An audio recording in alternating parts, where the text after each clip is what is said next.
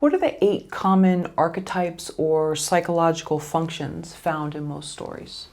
Well, when I was sort of composing my model of storytelling, I looked to the work of Carl Jung, who had made this hypothesis that there is some kind of collective unconsciousness, and that out of that, which is like the dreaming state or the unconscious mind of an individual person, the whole culture has got a swirling cloud of ideas and energies, and that out of that there were some common things that he noticed, and he called those common forms or characters sometimes, he called those archetypes. And the word means a version that's very, very old, the original version of something. So the archetypes are kind of core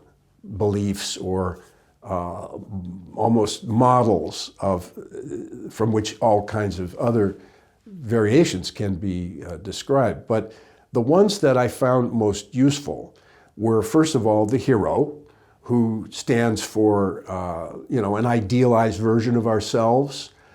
It's somebody who is maybe more athletic or successful or bold or brave or funny or some way is a little bit exaggerated, but has qualities that we would like to have, and so we project ourselves into that hero. The next one that I studied was the mentor, because I noticed that a lot of stories, like Star Wars, have strong relationships between a young hero and an older master, like the Jedi Masters, the various ones that you find in the Star Wars saga. And that was a very interesting study, how those teachers and student relationships developed, and you could get a lot of comedy and a lot of drama out of those. The next thing would be the shapeshifters, because it seemed, as I studied many movie examples and fairy tales and so forth, that there was often a character who might be a love interest or a friend or an ally for the hero, but their nature was always a little bit shifty, and they sometimes appeared to be friendly or to be useful allies, and at times maybe there was danger of betrayal or disappointment. So their nature is kind of shifting, and I think that reflects how people relate to other people. That you form first impressions of people, and then maybe you learn more about them, and you see there was more there or less there than I thought. So that term shapeshifter refers to the way that people's appearance or their mask or their behavior might change quite a lot in the course of a story or in life, and are puzzling sometimes to the hero. The hero has to figure out, that's one of the tasks of the hero, is to figure out who am I really dealing with in other people around him or her.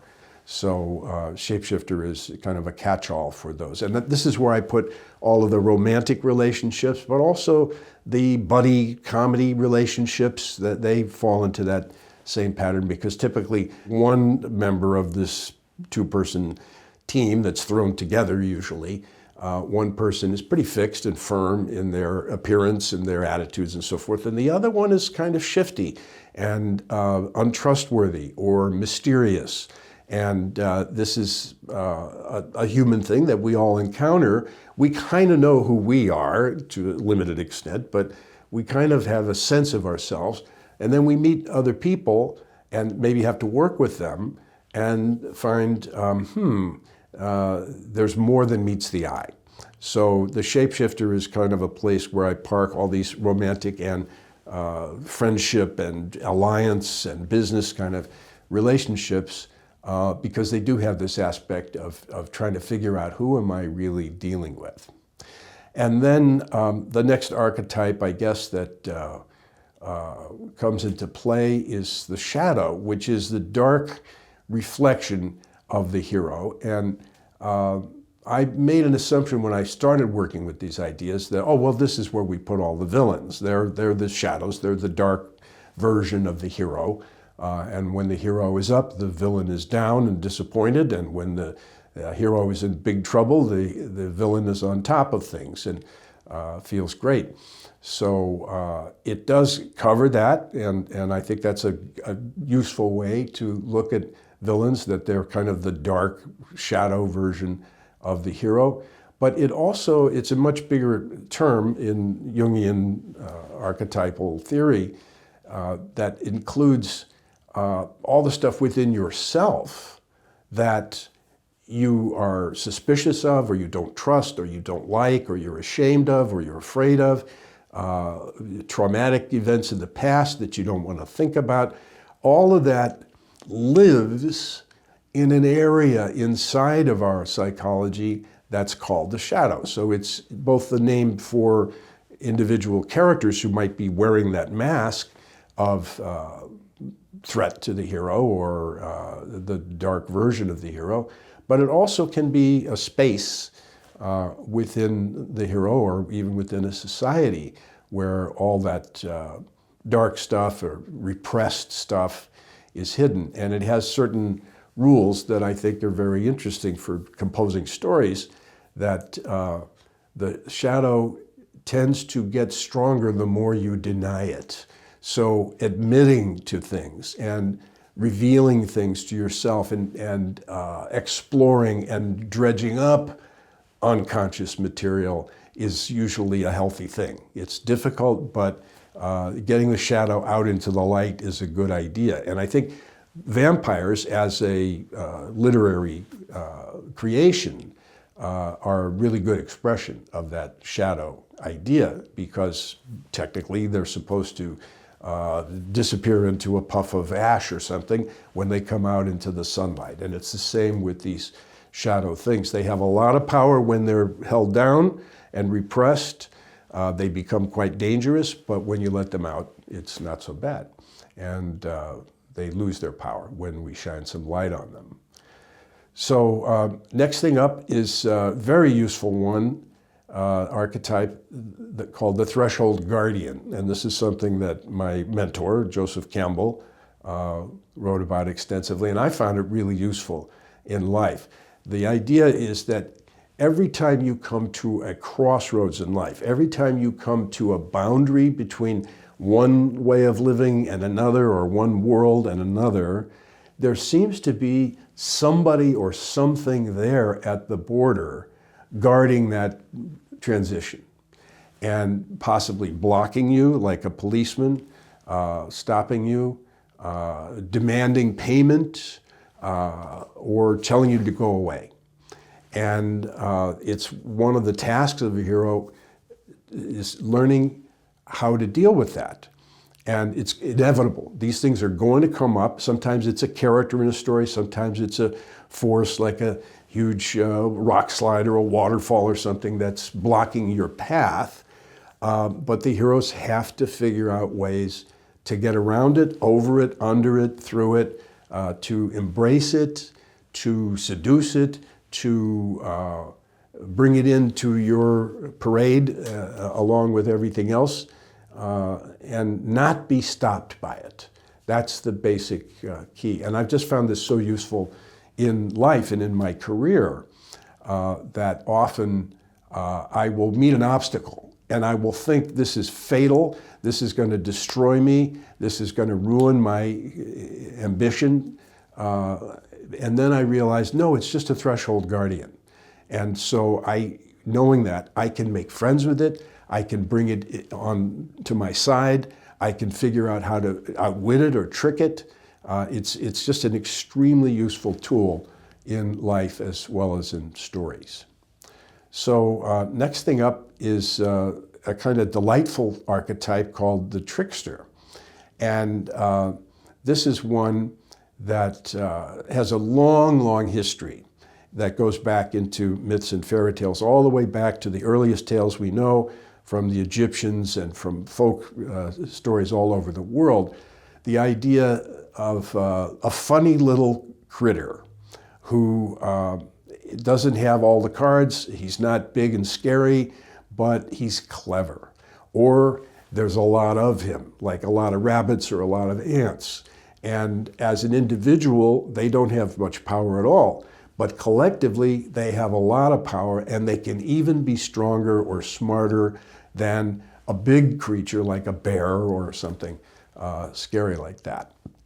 And these stories, have their long, long history, and we still enjoy stories like this. And I think about the Warner Brothers cartoons about Wile E. Coyote and the Roadrunner. The Roadrunner would be helpless in the jaws of the coyote, but he never gets in the jaws because he's smarter than the coyote and has a million ways of outwitting him and using his own energy against him. He's a very clever example of this archetype of the trickster. And there are many in different cultures. Native Americans talk about various creatures like the raven and sometimes the coyote himself being the clever one who can outwit the bigger, scarier creatures.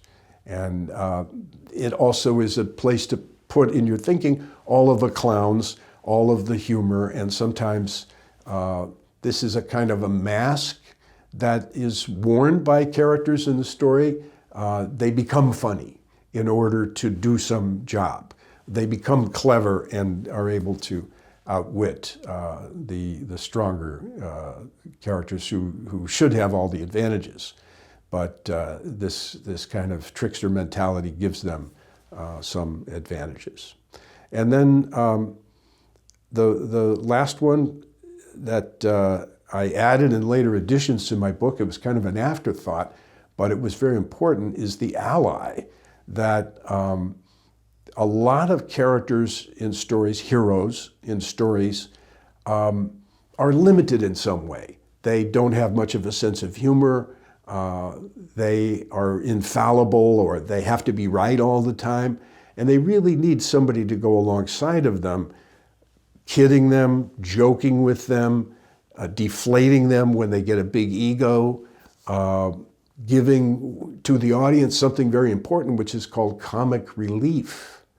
That this is a belief of Shakespeare's, is that if I'm going to clobber the audience with really heavy emotions and make them cry or make them horrified by the behavior of the characters, I better leaven that just a little bit with something funny. And so he would often put into his most serious plays a little joker character who would maybe be a drunken guard at the gate, or an old family retainer, or somebody in the court who was there to make fun of the king and the fancy people. And I just love this aspect of allies, is that sometimes they have that comic role, they overlap with the tricksters a little bit, but they bring balance to a character. And we really, really like this form of two people going through an adventure together who are quite different. They contrast quite a lot. Like Sherlock Holmes is this cold intellectual, and he's balanced by the warmth and the heart and sometimes the foolishness of Dr. Watson. So the two are not exactly mirror images, they're maybe broken mirror images of each other, but you put the two of them together and you get a complete human being. And I think that's a great way to think about these archetypes, is that they're all aspects of human life, and everybody has got some of these characteristics and some of these masks available to them. And so it's a great thing, I think, to study psychology and how it comes out in the movies, and see, what archetypes am I expressing at this moment. At this moment, I'm expressing a kind of a mentor-teacher archetype, but I may slide out of this chair and fall down, so then we'd have the trickster appearing. So, you know, we have access to all those things, and that's what makes a complete human being. And sorry, did we speak about the Herald? Ah, I knew I left one out. Yes. That's It's, okay. thank you for reminding me. I've forgotten the poor character, the Herald, the archetype of the Herald. Maybe the reason that I left that one out is that it is less essential than the others. Its job can be done by any of the others, but the function sometimes is broken out in a story and given to a specific individual character to be the one who brings the message, who usually brings the call to adventure. And it could be in a simple thing like a Western. Some guy comes running out of the telegraph office and says, "Sheriff, the bad guys just got out of jail and they're going to be on the train at noon, so you better gun up and be ready because they're coming to get you, to get their revenge." And then perhaps that character's never in the story again. Or they may come back later with other warnings. But the job is that of the old heralds in the medieval courts who wore a certain costume and had usually a trumpet to blow announcements and to say, "The king is dead, long live the king," or the new king. Or they would say, "There's a princess available for marriage and we'd like all the local princes to come around and see which one is the best."